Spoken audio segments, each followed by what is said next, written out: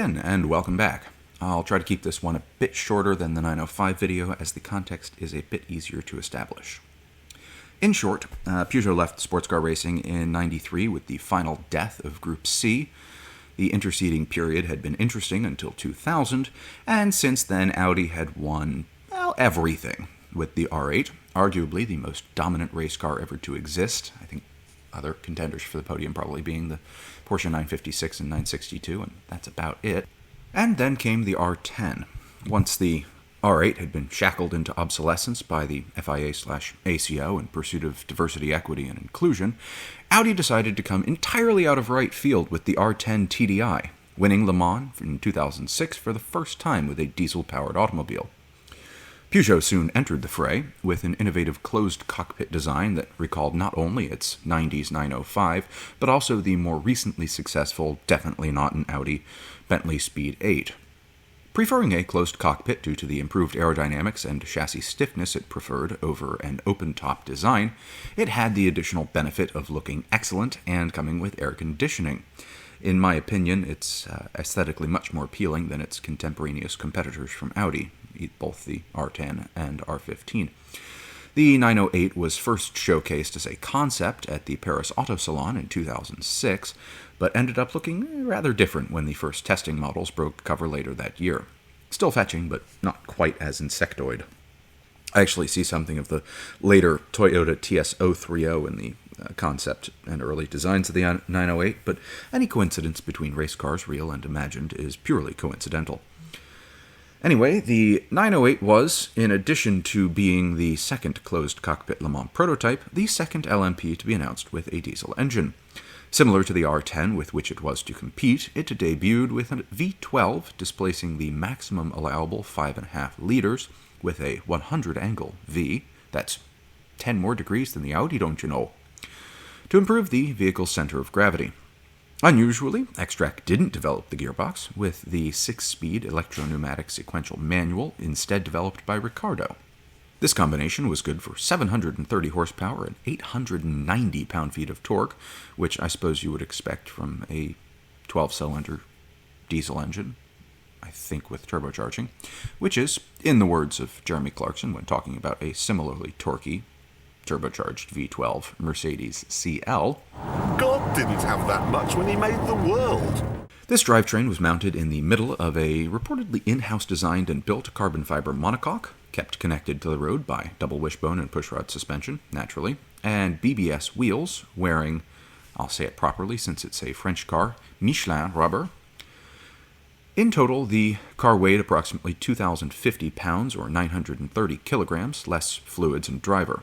All of this is very well, and upon its racing debut at the 1,000 kilometers of Monza in 2007, they were more than a second faster than the closest competitors, a Judd-powered Pescarolo, but Audi were conspicuously absent, and the debutante 908s finished first and third after the second car had issues with its very interesting doors that cost them the balance of 2 laps in the pits over the course of the race.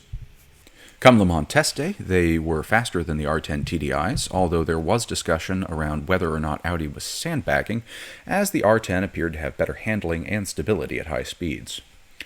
This was borne out in the race, with the R10 defending its Le Mans title against the 908s, despite 2 of the 3 vehicles retiring after crashes from Mike Rockenfeller and Dindo Capello. It was the Ingolstadt manufacturer's 7th victory in 8 years. 8th in 8, if you, dear viewer, count the Speed 8 as a semi-Audi, as I do. Audi returned to the American Le Mans Series for the rest of the season, and the 908 largely ran roughshod over its less well-heeled competitors in the European Le Mans Series for the rest of the year. 2008 saw an expansion of the program, with Peugeot taking on the Sebring bumps for the first time, and Audi, in retaliation for this impingement upon their domain, entering the ELMS as a factory team for the first time with the R10. Peugeot struggled at Sebring, as new cars are wont to do, but scored a victory at the ELMS season opener in Catalunya, their first victory against the R10.